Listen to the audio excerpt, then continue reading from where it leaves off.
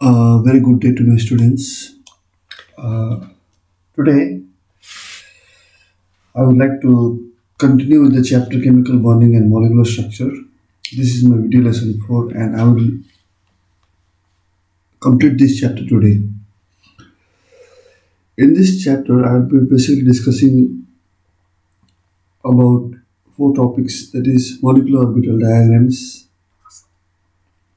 coordinate bond, dative bond, resonance, and hydrogen bonding. Okay. So let us begin with some examples of molecular orbital diagrams. Look at this molecular orbital diagram for lithium molecule Li2. Lithium atomic number is 3, its electronic configuration is 1s2 2s1. Now if I write down the molecular orbital electronic configuration, it becomes sigma 1s, sigma star 1s, sigma 2s, sigma star 2s.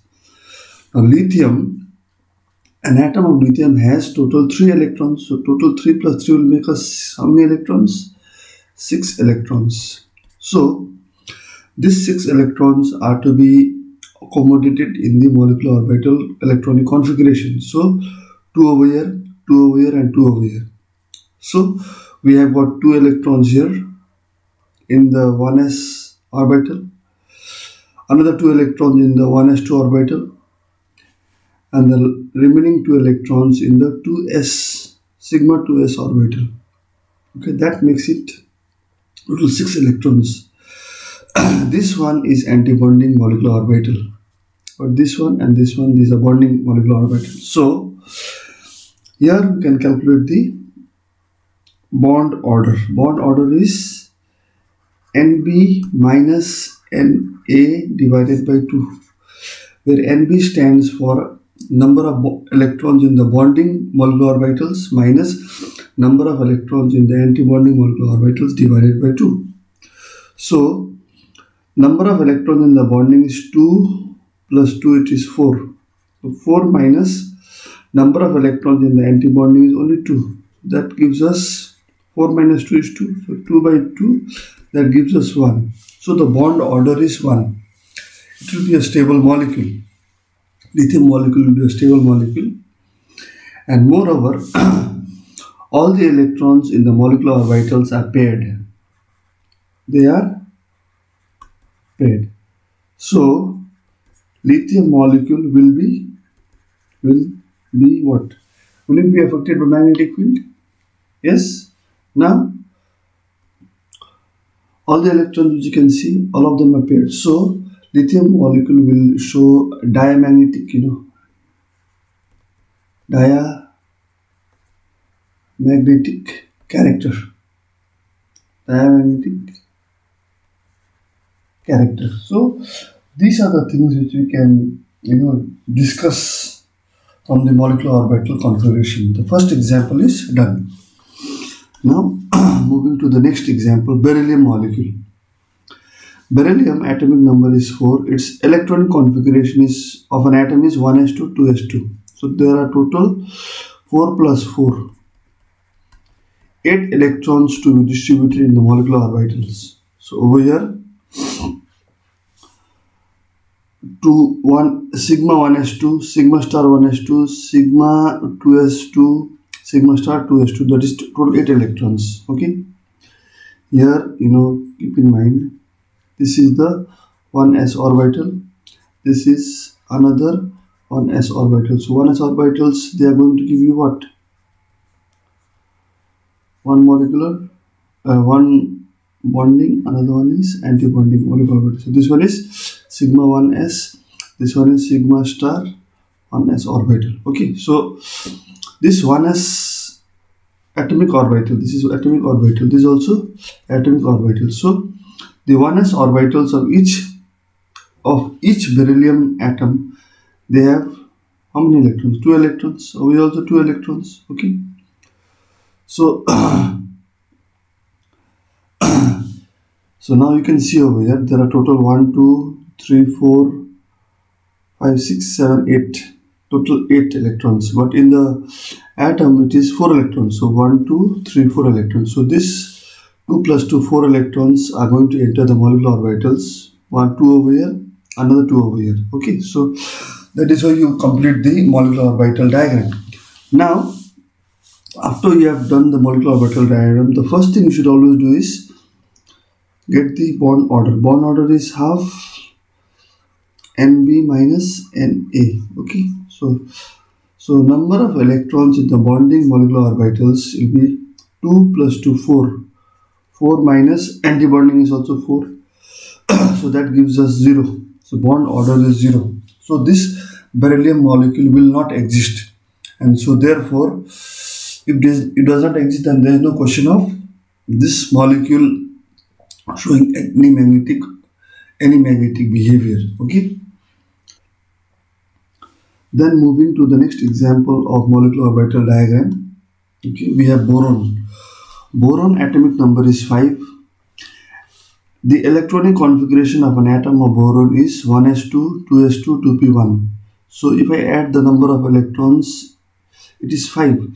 So number of electrons in two boron atoms will be 5 plus 5. That will give me 10 electrons altogether. So this 10 electrons has to be distributed in the molecular orbital electronic configuration. So I write sigma 1s2, sigma star 1s2, sigma 2s2, sigma star 2s2, and pi 2p y2. Okay, pi 2p y2. Now you can see over here sigma 1s2 electrons, sigma star 1s 2 electrons, then sigma 2s 2 electrons. Okay, sigma star 2s another 2 electrons, and then finally this pi 2p y2 orbitals, 2 electrons over here. No, because 2px and 2px, one electron is, this electron will fill in the 2py or 2pz orbitals. Okay, so here I have written down pi 2py2. So this I can make it pi 2px. These two electrons, I can give one electron here, another one electron over here. So that makes the electrons occupy the pi 2p orbital single. Okay, so now looking at the electronic configuration of beryllium, electronic configuration of a boron molecule, you can see the first thing can be calculated is the bond order, Nb minus Na divided by 2. Number of electrons in the bonding molecular orbitals 2, 3, 4, 5, 6. 6 minus antibonding is 2 plus 2, 4. 6 minus 4 by 2. 6 minus 4 is 2 by 2 is 1. So the bond order is coming to 1. It is a stable molecule, you can say. And with regard to its magnetic behavior, if you can see, there are 2 electrons occupying the 2py and 2px orbital single. So since it is unpaired, since the molecular orbitals are unpaired, so therefore this boron molecule will show paramagnetic behavior.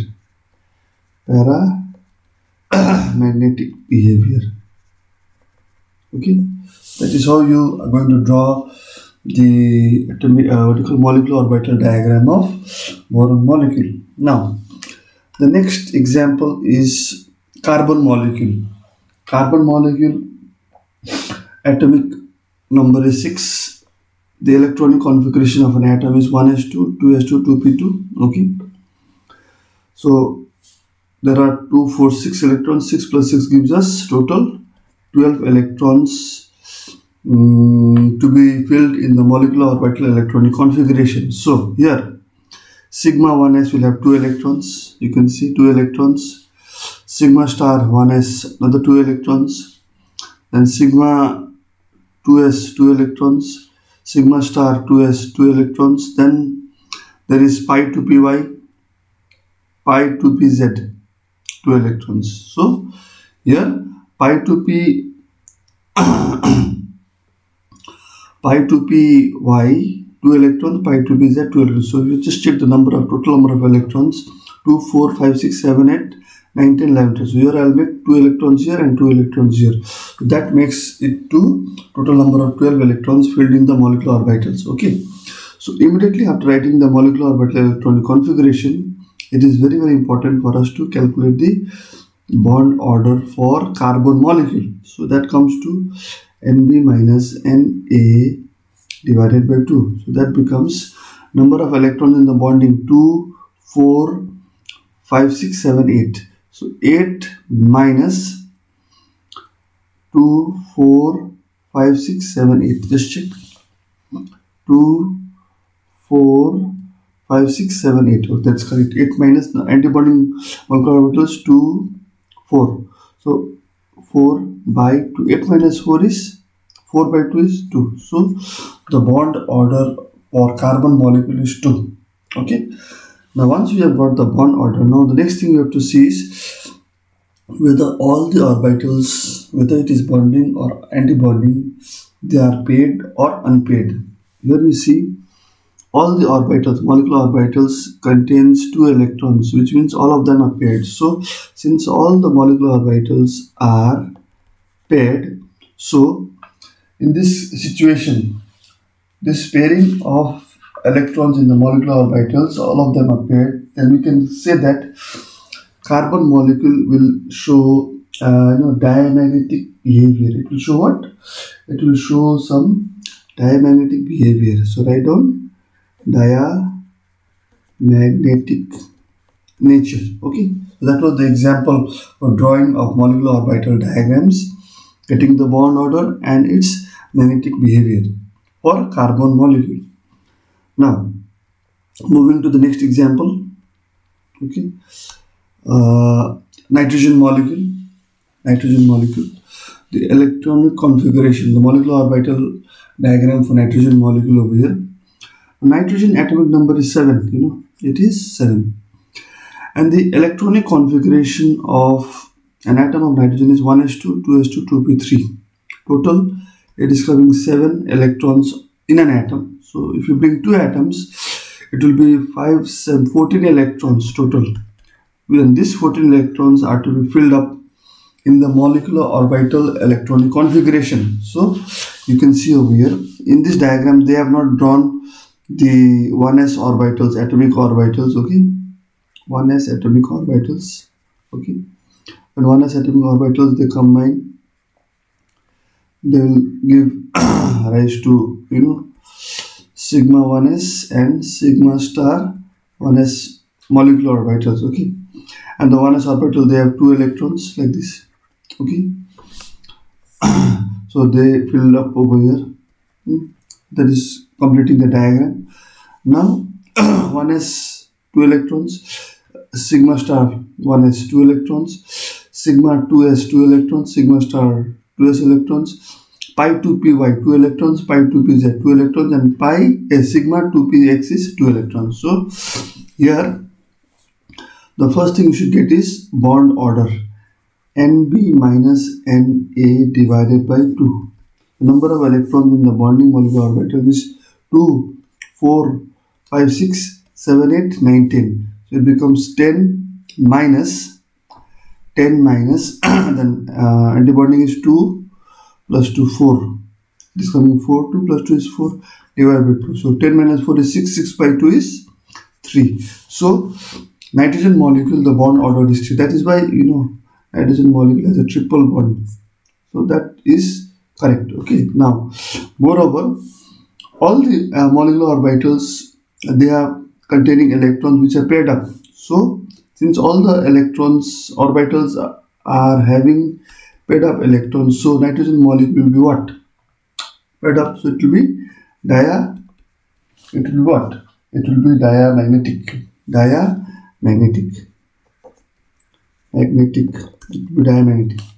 Okay. Now after this we go to the next example over here. Next slide. After nitrogen molecule we have oxygen. Okay, oxygen molecule. Again, if you look at oxygen molecule, oxygen atom, atomic number is 8. Electronic configuration of an atom of oxygen is 1s2, 2s2, 2p4. Okay, So total 4, 5, 7, 8 electrons. So 2 atoms of oxygen in the for the molecular orbital formation, it is coming to 16 electrons altogether. Okay. Now this 16 electron needs to be distributed in the molecular orbital electronic configuration. So I have written sigma 1s2, sigma star 1s2, sigma 2s2, sigma star 2s2, and sigma 2px 2 electrons, pi 2py 2 electrons. Now you know, I have discussed last time, the energy of sigma 2px orbital is lower. Okay, so then pi 2py 2 orbital 2 electrons, pi 2pz 2, then over here pi star 2py 1 electron, pi star 2pz 1 electron, and this is empty. This is empty. Okay, so now this is how you write the molecular orbital electronic configuration. Okay, then immediately we get the bond order. Bond order is formula Nb minus Na divided by 2. So now number of electrons in the bonding is 2 plus 2, 4, 5, 6, 7, 8, 9, 10, 10 electrons. 10 electrons minus the antibonding is 2 plus 2, 4, 4, 5, 6. 10 minus 6 divided by 2. 10 minus 6 is 4. 4 by 2, it comes to 2. So oxygen molecule has a double bond between the atoms. Okay, so it is bond order is 2. Okay, and now looking at the magnetic behavior, if you see in oxygen molecule, the pi star 2py has 1 electron, and the pi star 2pz has 1 electron, so unpaired electrons. So oxygen molecule has got unpaired electrons in its molecular orbitals. So it will be what? It will be, oxygen molecule will be paramagnetic. It will be paramagnetic in nature. Okay. This was oxygen molecule. Now let us go to the next example for molecular orbital diagrams. Fluorine atomic number is 9. Its electronic configuration of an atom is 1s2, 2s2, 2p5. So if you take 2 fluorine atoms, total number of electrons will be 18, 18 electrons. So this 18 electrons needs to be distributed and filled in the molecular orbital electronic configuration. So I have written down the molecular orbital electronic configuration already. So 1s, sigma 1s2. Okay, this is not mentioned over here. 1s over here also 1s. Okay, like this. Okay, sometimes I am drawing boxes, sometimes I am not drawing boxes. Never mind, no problem. 2 electrons here, 2 electrons over here. See, this is sigma 1s, sigma star 1s. This is sigma 1s. Okay, now that makes the picture very clear. So sigma 1s2, sigma star 1s2, sigma 2s2, sigma star 2s2, sigma 2px2, pi 2py2, pi 2pz2, pi star 2py2, pi star 2pz2, and this sigma star 2px orbital remains empty. Okay, it remains empty. You can see over here it is empty. Okay, so there are electrons all paired up. So first let us get the bond order is Nb minus Na divided by 2. So Nb, number of bonding electrons. Number of bonding electrons 2, 4, 5, 6, 7, 8, 9, 10, 10. 10 minus antibonding electrons 2, 4, 5, 6, 7, 8. 10 minus 8 by 2. 10 minus 8 is 2. 2 by 2 is 1. So the bond order of fluorine molecule is 1. So fluorine molecule has a single bond between the 2 fluorine atoms in its molecule. Okay. After that, its magnetic behavior.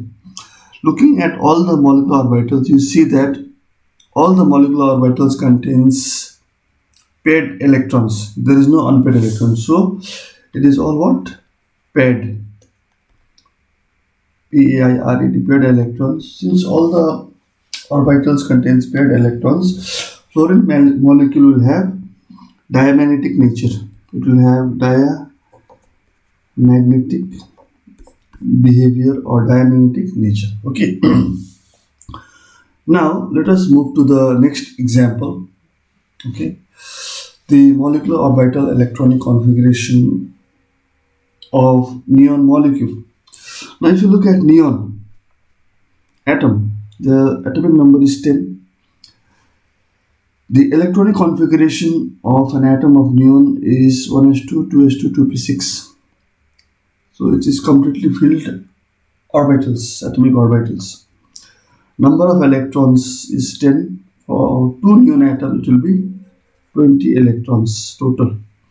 Now these 20 electrons are filled up in the molecular orbitals. Okay, so I am written the molecular orbitals: sigma 1s2, sigma star 1s2, sigma 2s2, sigma star 2s2, sigma 2px2, pi 2py2, pi 2pz2, pi star 2py2, pi star 2pz2, sigma star 2px2. Okay, so you can see over here. Okay. Below this there is, please don't forget, 1s atomic orbital, 1s atomic orbital. Okay, they are combining to form like this. Okay. Now the first thing you should always calculate is get the bond order, Nb minus Na divided by 2. So here number of electrons in the bonding molecular orbitals 2, 3, 4, 2, okay, 3, 4, 5, 6, 7, 8, 9, 10. Okay, so I get 10. 10 minus antibonding is 2, 3, 4, 5, 6, 7, 8, 9, 10. Again 10. 10 minus 10 by 2. So it is coming to 0. So neon molecule, it is imaginary. This molecule will not exist. So the bond order for neon molecule is 0. So, and since the bond order is 0, the question of its magnetic behavior, if you talk about the magnetic behavior, you will find that in neon molecule, all the electrons in the orbitals are paired up. Okay, there is no single electron. That is why the vertical neon molecule should show diamond nature.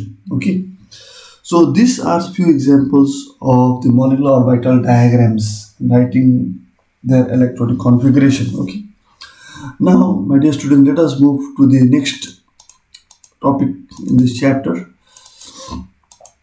that is called coordinate bond or dative bond.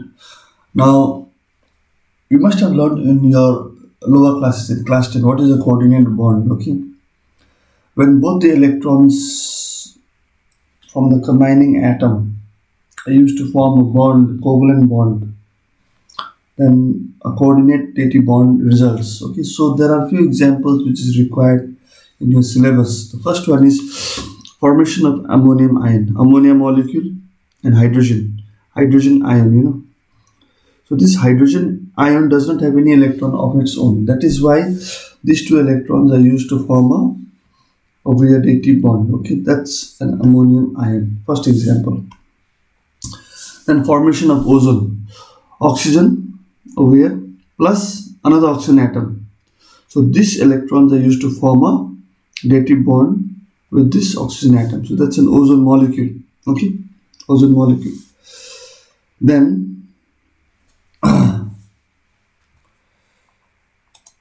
going to the next slide over here. Next one is formation of nitric acid.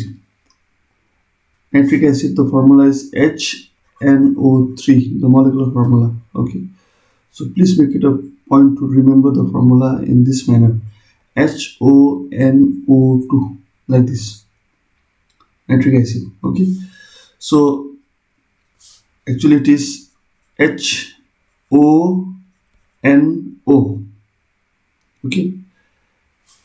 Okay, so here these two electrons actually belong to nitrogen. They are used to form a dative bond with this oxygen atom. So that makes up nitric acid. Okay, please try to learn this Lewis structure. Then moving to the next example, formation of hydronium ion. Hydronium ion, when a water molecule associates itself with a hydrogen ion, then we get a hydronium ion, H3O plus. H3O plus. There is dative bond over here. Much more important examples are oxyacids of chlorine.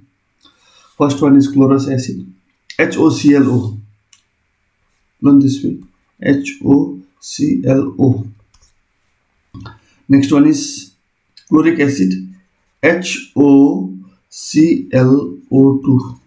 Okay, here you can see two dative bonds. Next one is perchloric acid, HOClO3. That is our perchloric acid. Okay, so that was all about the dative bond or covalent bonding over here in this chapter. Moving to our next slide, we have, my dear students, resonance. Resonance in simple language means what? Delocalization of pi bonds. Whenever pi bonds are delocalized, whenever they are in motion, then we get resonating structures. So, just to define it properly, when more than one structures can be written for a molecule or ion, but none of them is able to explain the known properties of that molecule or ion completely, the different structures are known as resonating or canonical or contributing structures. This phenomenon is known as resonance. Okay, so you may make up this or try to understand in your own language, about resonance. But I'll always say resonance is what? Nothing but it is delocalization of pi electrons in a molecule or in a species. Example is given over here for ozone. Ozone, we have already seen the structure in the previous slide over here. These two are the resonating structures, and this is the resonance hybrid for ozone molecule. Bond and dotted bonds over here. So that's giving it a double bond character in this case. Okay. Then, moving to the next slide. A resonance hybrid has been made by mixing all the resonating or canonical structures. Resonating structures are also called canonical structures. Halo. They have got a halo on the head. There is one formula over here. Resonance energy is actual energy of the resonance hybrid. Whatever is the hybrid, resonance hybrid, its actual energy minus energy of the most stable resonating structure. If you subtract these two, we get the resonance energy. Okay. Now there are some examples which I have drawn over here to make you all understand resonance structures of some molecules. Carbonate. Carbonate, if you see the formula is CO3 minus 2, no? So learn these structures. CO3 minus 2. Minus charge on this oxygen, another minus charge on this oxygen. Okay. So here what is happening? The negative charge and the pi electrons are resonating. They are delocalized within these three bonds over here. Okay, so in this case it is here, negative charge is here. In the third case it is here, negative charge is here. So I suggest you better learn these resonating structures for carbonate ion. Okay. Now moving further to the resonating structures of nitrate ion, NO3 minus 1 ion. Okay, so learn this NO3. This is a dative bond over here, NO3. Okay, yeah, NO3. The next one is number 3, that is carbon dioxide, CO2. Sigma pi. So now what happens? If this one of this pi bond gets delocalized over here, okay, definitely this oxygen is going to carry a positive charge. This oxygen will carry a negative charge. Okay. So there is a dipole. So this is one canonical form. This is another canonical form. Okay. So if you write the hybrid will become like this. Hybrid become like this. Like this. Understood, no? Okay. That was about resonance. Let us move to the next topic in this chapter. Over here, which is called hydrogen bonding. Hydrogen bonding is also an important topic in this chapter. Now, this hydrogen bonding refers to the formation of hydrogen bonds, okay, which are a special class of attractive internuclear forces that arise due to the dipole-dipole interaction between a hydrogen atom that is bonded to a highly electronegative atom and another highly electronegative atom which lies in the vicinity of the hydrogen atom. For example, in water molecules, hydrogen is commonly bonded to the more electronegative oxygen atoms. Therefore, hydrogen bonding arises in water molecule due to the dipole-dipole interaction between the hydrogen atom of one water molecule and the oxygen atom of another water molecule. So because of this, what happens in the case of water molecule, water molecule, because of the electronegative behavior of the oxygen atom, this hydrogen acquires small positive charge and oxygen acquires small negative charge. So if you bring a lot of water molecules together, there is an interaction, there is a bond formation happening between the oxygen atom of one molecule and the hydrogen atom of another water molecule like this. So that is hydrogen bonding, and it is normally called what? Intermolecular hydrogen bonding. Okay. So here you can already see in water molecule, because of dipole-dipole interaction, there is dipole-dipole interaction. That is why we can see over here intermolecular hydrogen bonding. Okay. Now conditions for hydrogen bonding. Here there are some conditions. But before going to the conditions, please always remember the electronegative family. For hydrogen bonding to be formed more effectively, these three elements requirement is important. Fluorine, oxygen, nitrogen. These are the most electronegative elements in the periodic table. The list is topped by fluorine, then second is oxygen, then third is nitrogen. So if you find fluorine, oxygen, nitrogen in compounds, heteroatomic compounds, okay, heteronuclear compound, then those compounds are likely to have some dipole-dipole interaction, which will result in hydrogen bonding. Okay, the conditions for the hydrogen bonding are given over here. The molecule must contain a highly electronegative atom, like either fluorine or oxygen or nitrogen, linked to the hydrogen atom. The higher the electronegativity, more is the polarization of the molecule. So after that, the second point, the size of the electronegative atom should be small. So this fluorine, oxygen, nitrogen, they should be smaller in size. The smaller the size, the greater is the electrostatic attraction. Okay. Now coming to the effect of hydrogen bonding on elements. Because of hydrogen bonding, there are a number of effects. Some important effects I will discuss just now, and some others I will discuss later on in this chapter. Now, the first effect is association. Because of association, the molecules of carboxylic acid exist as dimer because of hydrogen bonding. The molecular masses of such compounds are found to be double than those calculated from their simple formula. The next one is dissociation. In aqueous solution, hydrogen fluoride dissociates and gives the difluoride ions, okay, instead of the fluoride ion. This is due to hydrogen bonding in HF. The molecules of HCl, HBr, HI do not form a hydrogen bond. This explains the non-existence of compounds like KHCl2, KHBr2 or KHI2. So these are the two important effects of hydrogen bonding. Okay. Now the next important question is, why do compounds having hydrogen bonds have high melting and boiling points? Okay. The compounds having hydrogen bonds show abnormally high melting and boiling points. The melting point, high, and boiling point of the compound containing hydrogen bond is due to the fact that some extra energy is needed to break these bonds. Okay. So hydrogen bonds, they need some energy to be broken. So once they are formed, that's why there is a possibility of the compounds having high melting and high boiling points. Okay. The unusually high boiling point of hydrogen fluoride among the halogen acid is due to the existence of hydrogen bonding. Okay, that is intermolecular. Water is a liquid, whereas H2S, H2SE, and H2T are all gases at ordinary temperature. So in this situation also, water molecule exhibits linkages between the other water molecules by forming hydrogen bonding. Result in the boiling point of water is more than that of other compounds. Okay.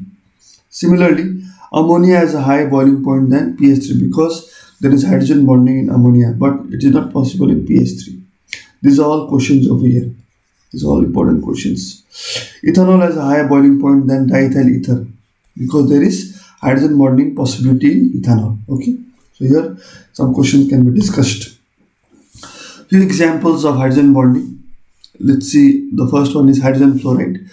Fluorine being the highest value of electronegativity forms the strongest hydrogen bond. So this bond is hydrogen bond over here. It is strongest. It is very, very strong. So So this which is formed over here, this type of hydrogen bonding, it is called intermolecular. It is called intermolecular hydrogen bond. Okay. Then the other example is hydrogen bonding in water.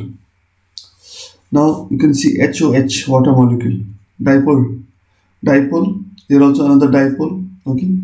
So there is a hydrogen bond here. There is hydrogen bond over here. So again, this is an example of intermolecular hydrogen bonding. Okay. Then moving to the other example, hydrogen bonding in alcohols and carboxylic acids. Okay, that is why alcohols, they are forming what we call carboxylic acid. They are forming a dimer over here, dimerization over here. Okay, these two examples are examples of hydrogen bonding which are called intramolecular hydrogen bonding. Alcohols, see, alcohols. Okay, and over here it is carboxylic acid. Okay, now another important thing over here in the hydrogen bonding study is the strength. You should know the nature of the strength. The hydrogen bond is a weak bond. The strength of the hydrogen bond is in between the weak van der Waals forces and the strong bonds. Okay, so remember this. The hydrogen bond is between van der Waals forces which are weak and the strongest covalent bonds. Therefore, the dissociation energy of the hydrogen bond depends upon the attraction of the shared pair of electrons and hence on the electronegativity of the atom. Okay. Then moving to some properties of hydrogen bonding. The first property regarding to solubility. Lower alcohols are soluble in water because of the hydrogen bonding which can take place between water and alcohol molecule. But if you go to higher alcohols, the solubility decreases. Volatility, the next property. As the compounds involving hydrogen bonding between molecules have a higher boiling point, so they are less volatile. Viscosity and surface tension. The substances which contain hydrogen bonding exist as an associated molecule, so their flow becomes comparatively difficult. They have higher viscosity and high surface tension as well. Okay. The lower density of ice than water has been explained by taking hydrogen bonding in our mind. In the case of solid ice, the hydrogen bonding gives rise to a cage-like structure of water molecules. As a matter of fact, each water molecule is linked tetrahedral to four water molecules. The molecules are not as closely packed as they are in a liquid state.